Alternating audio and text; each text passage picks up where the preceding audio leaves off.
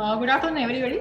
I'll be talking today on regional anesthesia in patients on anticoagulants, the ASRA guidelines, that is American Society of Regional Anesthesia Guidelines. We are very much familiar with this scenario that the surgeons, they want the patient on table and the anesthetist is confused with many anticoagulants around him.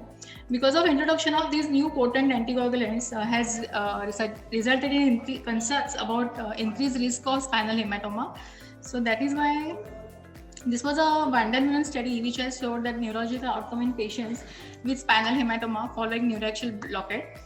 So actual incidence was it was not mentioned anywhere. They have suggested that estimated incidence was around 1 in 1 lakh in epidural patients and 1 in 2 lakhs in spinal patients. But now recent surveys have come up with increased incidence up to 1 in 30,000 in some high risk patient populations. That is why the ASRA has come up with revised guidelines based on case reports, clinical series and pharmacology of the drugs depending on the elimination half-life of the drugs, that after five elimination half-lives, only 3% of the drug remains. Accordingly, they have calculated the duration. So these are the thromboprophylaxis used. We have categorized into oral anticoagulants, heparin, antiplatelets, and newer anticoagulants. This is about heparin, the unfractionated heparin subcute dose. The peak effect and elimination half-life I just mentioned here. And ASRA suggests that for prophylaxis, the time before puncture should be 4 to 6 hours, and we can restart the drug after 1 hour of the procedure or removal of the catheter. The lower molecular weight heparin, that is Clexane and Fragmin, the time before puncture should be 12 hours and time after removal, and we can restart within 4 hours. Warfarin, the peak effect is 36 to 72 hours and the elimination half-life is 4 to 5 days. That is why we have to stop them at least 5 days prior to surgery, and we have to repeat the INR on the day of surgery, and it should be less than 1.4. And we can restart the drug after catheter removal if the INR is less than 1.4. The fibrinolytics, these are the fibrinolytics, Altiplase, we all know about them. For these, we have the ASRA says that there is no way we can go ahead with spinal or epidural. So we have to go for another method of anesthesia in these patients.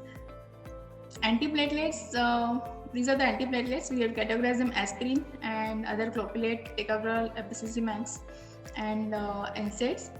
So I'll take common ones. The aspirin, the ASRA says there is no need to stop it. We can continue. About clopidogrel, this is a very common drug which we come across. The peak effect is between 12 to 24 hours. And we have to stop it 5 to 7 days prior to any manipulation or any insertion of epidural.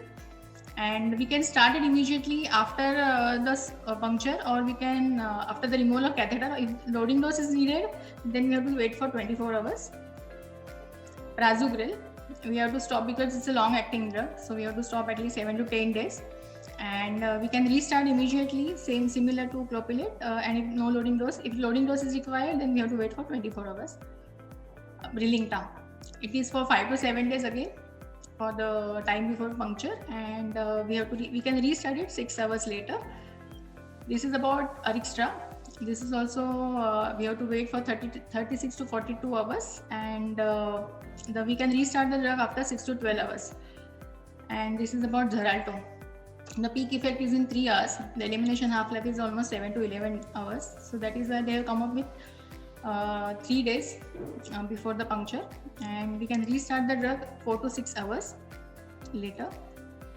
Dabigatran, this is elimination half-life is 0.5 to 2 hours. So time before puncture is almost 5 days. We have to stop the drug, and within 6 hours we can restart the drug. And about the herbal medications, garlic, ginkgo and ginseng, they also affect the coagulation. The garlic in the dose of more than 2000 milligram per day can affect. So we have to see the platelet function, and we have to see the coagulation status of the patient. So what is the thing is that before concluding, I would like to say that this is all only guidelines. They don't have any clinical evidence, or there are no many case reports which have come forward to formulate any firm guidelines. So they are based on elimination half-life of the drug, the pharmacology and the incidence in some high-risk populations.